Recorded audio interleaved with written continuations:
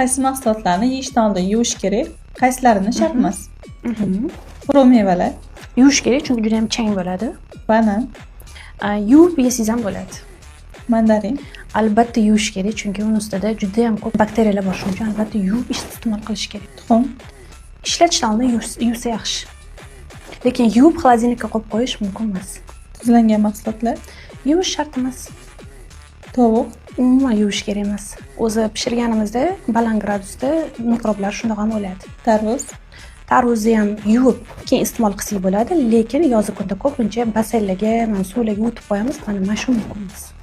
mevalar, Mevalarni yuvish kerak, ayniqsa chayni suvda yoki bo'lmasam limon uksuslar bilan yuvsak yana ham tozaroq bo'ladi. go'sht, Go'sht ham yuvish shart emas. Chunki u ham qovurilganda, ishlatilganda shunda ham bakteriyalar bo'ladi.